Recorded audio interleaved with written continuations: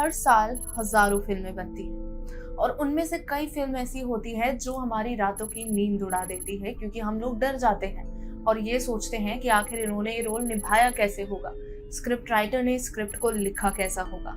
एक ऐसी ही स्क्रिप्ट है अतुक। आज की कहानी में हम ये जानेंगे कि कैसे ये स्क्रिप्ट जिस भी एक्टर के पास गई वो इस दुनिया से ही चला गया और क्या है स्क्रिप्ट के श्रापित होने का राज। अतुक ये कहानी है एक कैनेडियन लोक गीत की, जहाँ पर एक लड़की अलास्का घूमने के लिए आती है। वहाँ एक लड़का उसे देखकर उससे प्यार करने लग जाता है और वो इतना पागल हो जाता है कि वो लड़की की गाड़ी में बैठ जाता है, पीछे छुप जाता है और उसी के साथ न्यूयॉर्क चला जाता है।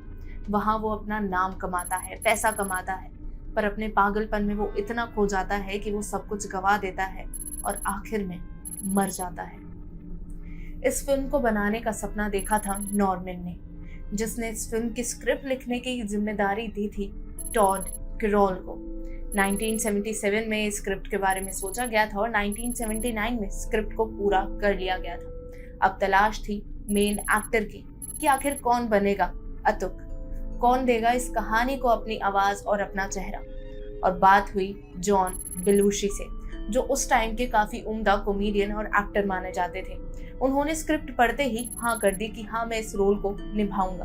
पर कुछ दिन बाद जो हुआ उसने सबको हैरान कर दिया, क्योंकि जॉन बेलुशी अब इस दुनिया में नहीं रहे थे। लोगों ने सोचा कि महज ये एक इत्तेफाक हो सकता है, तो उन्होंने ये रोल दूसरे एक्टर को देने की सोची, सैम किनिसन। सैम किनिसन ने भी स्क्रिप्ट को पढ़ा और वो स्क्रिप्ट से इतना खुश हुए कि उन्होंने उसी टाइम पर हाँ कर दी। पर बाद में पता चलता है कि सैम किनिसन एक कार एक्सीडेंट में मारे जाते हैं और उनके साथ जो उस समय कार में बैठा होता है वो ये बताता है कि मौत से कुछ क्षण पहले वो ऐसे बात कर रहा था जैसे उसके सामने कोई खड़ा है और वो बस ये कह रहा था कि मैं मरना नहीं चाहता, मुझे बचा लो, मैं मरना नहीं चाहता।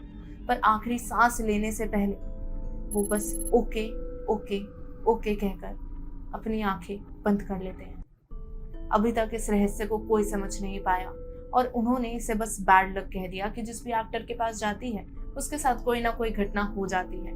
पर बात वहीं भी नहीं रुकी और इन्होंने इस बात को टाल दिया और पहुंचे अपने तीसरे एक्टर की ओर, जॉन कैंडी।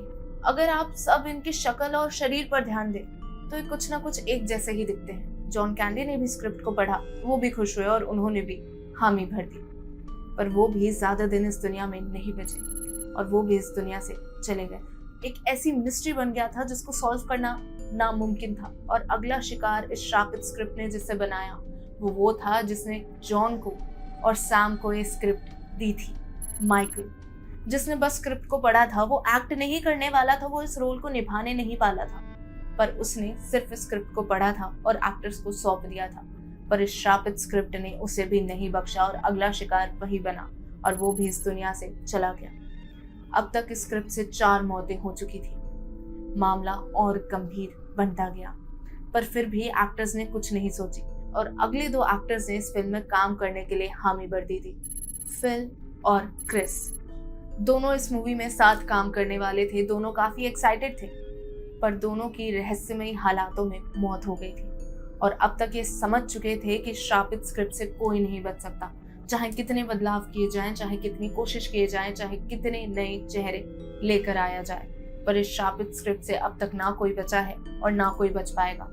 जिसके बाद मेकर्स ने फैसला किया कि स्क्रिप्ट को संभाल कर रख दिया जाएगा और उन्होंने स्क्रिप्ट को एक गुप्त जगह पर रख दिया जिसके बारे में सिर्फ 2 लोग जानते थे, टॉड और नॉर्मन, क्योंकि टॉड ने उस स्क्रिप्ट को लिखा था और नॉर्मन ने इस फिल्म को बनाने का सपना देखा था। पर यह सवाल वापस आ जाता है कि आखिर इन दोनों के साथ कुछ क्यों नहीं हुआ, क्योंकि टॉड ने तो स्क्रिप्ट को लिखा था, यानी उसने स्क्रिप्ट को तो पढ़ा ही था, और नॉर्मन ने फिल्म को बनाने से पहले स्क्रिप्ट को पढ़ा तो जरूर होगा।